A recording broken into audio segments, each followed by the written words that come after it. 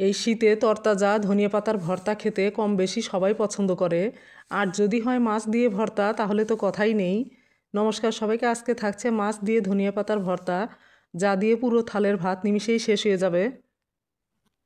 প্রথমে আমি সয়াবিন তেল দিয়ে সব কিছু ভেজে নেব। তো এখানে আমি অল্প কিছু মাছ নিয়ে ভেজে নিয়েছি। এই মাছগুলোকে এক এক জায়গার মানুষ এক এক নামে চিনে থাকে। আমরা এই মাছগুলোকে সাঁটি মাছ বলি। তো মাছগুলো ভাজা হয়ে গেছে, তুলে নেব। মাছ ভাজা তেলে 1 চামচ কালো জিরা দিয়ে একটু নেড়েচেড়ে কতগুলো রসুনের কোয়া, পেঁয়াজ কুচি আর কাঁচামরিচ দিয়ে দেব। ভর্তা একটু ঝাল ঝাল হলে ভালো হয়, তোমরা যে যেমন ঝাল খেতে পছন্দ করো তেমনি দিয়ে দিবে। এই সব কিছুতে সামান্য লবণ দিয়ে নেড়েচেড়ে ঢেকে দেব।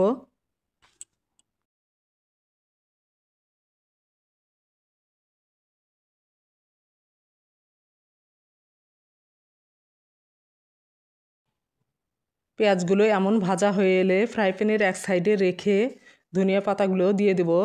আগে থেকে কেটে বেছে ধুয়ে পরিষ্কার করে নিয়েছি। এখন ঢাকনা দিয়ে কিছুক্ষণের জন্য ঢেকে দেব।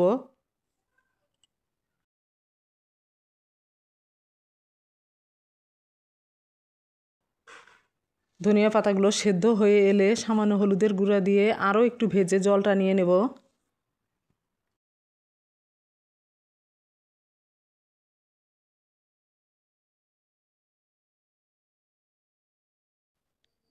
ধনিয়া পাতার জল শুকিয়ে এমন ভাজা হলে নামিয়ে নেব। এখন সবগুলো মাছ রেডি করে নেব। মাছের ভেতরের লম্বা কাঁটাগুলো বের করে ফেলে দেব, তা না হলে কাটা কাটা লাগবে, ভালো হবে না।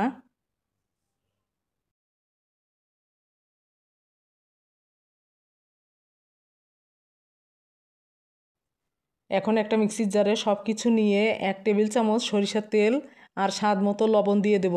এখন সামান্য জল দিয়ে মিক্সিতে পেস্ট করে নেব। তোমরা পাটাতেও ভর্তাটা বানিয়ে নিতে পারো, কিন্তু মিক্সিতে সব কিছু মিহি হয়ে যাবে।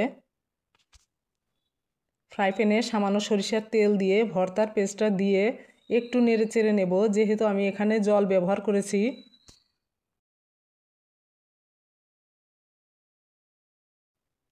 খুব সময় ধরে টানিয়ে নেব না, ভর্তার কালার এমন চেঞ্জ হয়ে এলেই নামিয়ে নেব।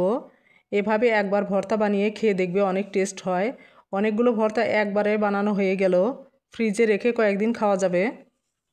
এই ভর্তার রেসিপিটা ভালো লাগলে অবশ্যই লাইক কমেন্ট করে জানিও। আর চ্যানেলটি সাবস্ক্রাইব করে পাশে থেকো। সুস্থ থেকো, ভালো থেকো, দেখা হচ্ছে নতুন আরেকটি রেসিপিতে।